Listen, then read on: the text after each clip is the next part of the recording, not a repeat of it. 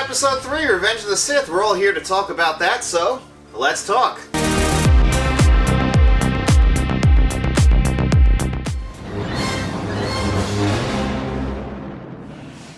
Star Wars Episode 3 is the final in the prequel trilogy directed by George Lucas again, and it came out in 2005. And Matt, do you remember seeing this in theaters with me in 2005? Because we saw that movie and 2 other movies that day. So, correct me if I'm wrong, but we didn't see this from the beginning in theaters, right? No, so me and Matt... I remember, walking into, the battle on Kashyyyk. Yeah, well, so what happened was we went to the movies to see The Longest Yard. And what happened was we had, hours to kill.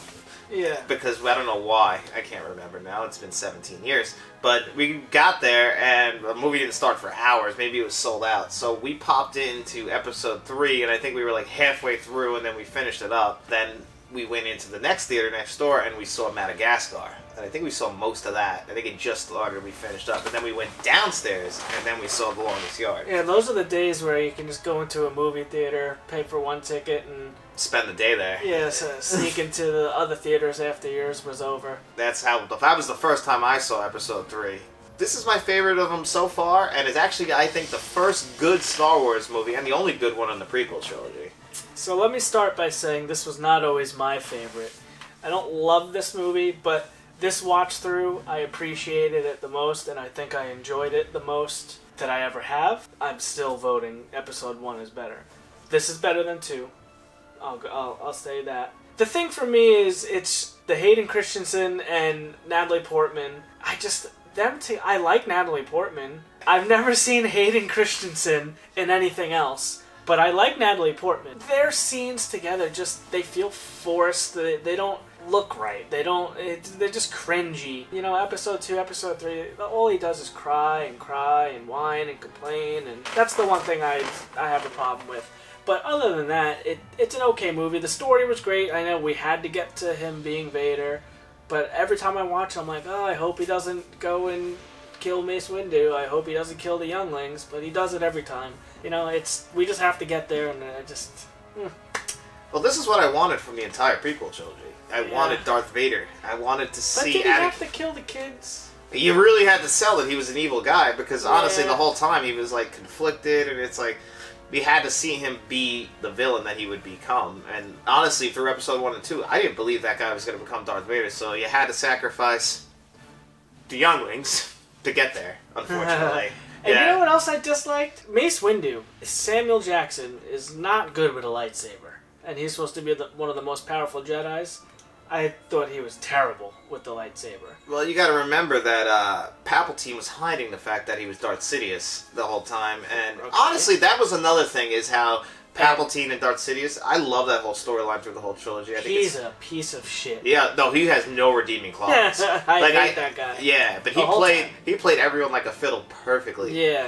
And this movie features one of my favorite scenes, and actually it is my favorite scene in the whole prequel, when they're at the Senate, or at when Palpatine is talking to Hayden Christensen, and he's telling him the tragedy of Darth Plagueis the Wise. Whatever they're doing there, that whole scene, the score is perfect. It's very low, and how he's just telling them the whole story about. Yeah. I love that. How he's just telling the story how ironic he could save everybody but himself. Yeah. And because if you don't know, his apprentice was Darth Sidious or Palpatine or the Emperor. Whatever you want to call him. Mm-hmm. He was the apprentice to Darth Plagueis, so he's just totally evil. He even killed the most evil person at the time to get to where he is. But that was well done. So, there's plenty of good stuff in this, and the CGI is much improved in this one. Now, this was a very good-looking movie. I'll give it that. There's some scenes where it's bad, when they're in his office on that red carpet, my God. I don't understand. I don't understand how you don't go back through and go, if you're George Lucas, oh, that doesn't look that great, maybe I'll fix it right here. No, you just kept it. Why? But, other than that, it was still good. I love the opening. Yeah, the when they're in the starfighters or whatever. Yeah, trying to go get Count Dooku and, what's his name? The coffin guy? Why am I drawing a blank on General it? Grievous. General Grievous, who gets introduced here for the first time. I really liked him and the 6 lightsabers he pulls out. He did go down pretty easy, but he did seem pretty sick. Yeah, I wish they would touch on that a little bit more, because he had a human heart. and lungs and shit, right? They do touch on it more. It's just me and you haven't seen it.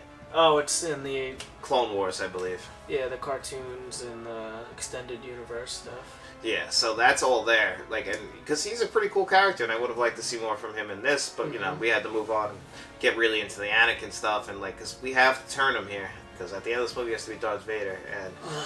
But the fight on Mustafar, right? That's the name of the planet. That's an awesome fight. The lava. Yeah, I mean, it is pretty cool. It's a little ridiculous and out of hand, but like you know, think about it. We go from this fight where they're fighting like this into their fight in Episode 4 where they're just fighting. Yeah. And I'm supposed to believe that this happened in the same universe? Yeah, I get it. He got pretty old, but Darth Vader's still Darth Vader. That's how Obi-Wan's going to be hidden. I can't believe it. Yoda was cool in this. I did feel bad for Yoda. I felt really guilty about him, and I did love how it ended, and, you know, taking the babies. Of course, Natalie Portman dies from a broken heart. Yeah, I don't get that. They could have probably figured something else out. They had to kill her because we know she dies, and we have to get her with Jimmy Smith's character. You know, he has to go there and she has to become an Organa and become a princess. Organa, I'm sorry. And then we have to get Luke over with Aunt Peru and Uncle Owen. Which, the young Uncle Owen and Peru actually do look a lot like the older ones. So I thought that was pretty nice. Yeah, they did pretty good with casting and all that stuff. Yeah. So they tied up most of the loose ends, and it was a pretty good transition into 4. Yeah. So I'll give it that. So I'm guessing if like the whole series was low, we got this movie. I do enjoy this movie. This is the only one that I always go back and rewatch. Like Matt, he has to force himself to watch Episode 1 and 2, and I just won't. I won't do it. I did it for this channel. That's a series for me though. Like, yeah. I can't I want to watch some of the Marvel movies, but I have to start at the beginning. I'm starting at Iron Man. Yeah. I have to watch them all. I don't know why. I can't do it. If I want to watch Terminator 2, guess what? I'm watching Terminator 1 first to get into T2. For some reason, I can't. I have to do that. This guy forces himself to watch Batman Forever and Batman and Robin every year because he wants to watch all the Batman movies. He just will not skip them. And I don't get it. I don't get why you do that to yourself. Do you like to be tortured? Like, nah, same with the Aliens. Like, I don't like Aliens 3. Or, which one? The bad one? Resurrection and Prometheus you don't like. Yeah, no. Prometheus, that one I'll skip. That's terrible. So, I get it, but I'm just glad that they ended this on an up note and that, you know, George Lucas finally listened. Like, there is no Jar Jar in this at all. I think he's in the background in a couple scenes. You're like, oh yeah, Jar Jar. Yeah, George Lucas listened to us and, like, he got him out of there. He had a little bit of a role in 2, but he really fell off after 1. He didn't bother me. Yeah, I hated him. But it's alright. Like, but, you know, well, I think Hayden Christensen turned out a better performance in this than in 2. You know, Natalie Portman's been about the same for the entire thing, which is average at best, which is unfortunate. But Ewan McGregor was still great. Everybody else was alright. You know, everything else was passable. So it's a good movie. I would like to put this at number 1. But before we get there, why don't we talk about the physical media? Because there's some actual good notes on this one. So this is one where I tested out the Blu-ray and Matt tested out the 4K, and I did the Disney Plus stream. So we did a lot of testing on this. And what did you find in your discoveries? I think this looked fantastic, actually. This was definitely the best looking of the prequel trilogy so far, and I think this was a great 4K. And you're saying it's a great Disney Plus stream, which I also checked out. Again, there's not a huge difference. I just think they really got their shit together and they got their equipment up to date when they filmed this, and I guess that's where stuff started getting good. And this actually looks really good. The CGI is great. Well, I mean, it's not great, but it's not bad. Not in comparison. There's no white ghosting around the people and stuff, so this is definitely will hold up for a very long time, I think. Yeah, I really enjoyed the prequel. This one especially, like how it looked on the Dolby Vision looked really good, and a really good Dolby Atmos track. I texted Matt while I was watching it. I was really enjoying the Atmos track. The Blu-ray that I watched, you do actually notice an uptick in a lot of stuff going from the Blu-ray to for me, going to the Disney Plus stream, which you said is similar to the 4K since you did that comparison. So if you do have the prequel Blu-ray, I think I said for episode 1 and 2 that you could hold on to that Blu-ray. But I would recommend probably getting the 4K if it's comparable to the Disney Plus stream, because I did really enjoy it, and I think that it's actually a much better sound and much better visuals than the actual Blu-ray, which is surprising. Yeah. They haven't been like that. Yeah, this was a good package for the first time, I think. Out of the other two, you could keep the Blu-rays, but I think here's where you should start upgrading to the 4Ks. Yeah, I completely agree. So, Matt, now it comes down to it. Where do we put this on our list? Number 2.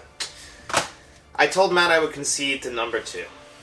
Now, I disagree with this, but Matt has a childhood affinity for Episode 1. Love Episode 1. And I'm going to honor that. Even though I don't like Episode 1, I have no childhood attachment to Episode 1. I think Episode 3 is a much better movie, a much better Star Wars movie, and just a much enjoyable time. But Matt loves Episode 1. I think it's a nostalgia thing. It might be, but a lot of people do like Episode 1, and I understand that, but a lot of people do agree with me that Episode 3 is better. But, in interest of fairness, we don't have the coin out yet. Matt is refusing, as he's saying when we get into the future, to put anything above 4, 5, and 6. And spoiler alert, I have something that would go above one of those movies. I'm not telling you what. Not a true Star Wars guy. I think you'll see. People are going to agree with me. Everyone has a different rankings on Star Wars. So as of right now, our rankings are after the prequels, Episode 1, The Phantom Menace, Episode 3, Revenge of the Sith, and then finally, Episode 2, Attack of the Clones, which is dead last. If I could bury it under last place, that's where it would be for me. So You want to move that straight to number 9, or we'll just keep that last. I can't see anything being worse than that. But we'll see. So next week we are going to be doing Solo, a Star Wars story. So we're both really excited for that. I haven't seen it since theaters. Matt said he's seen it a few times. Mm-hmm. So thanks for joining us on this episode of Let's Talk. And make sure you like, share, and subscribe. And tell all your friends.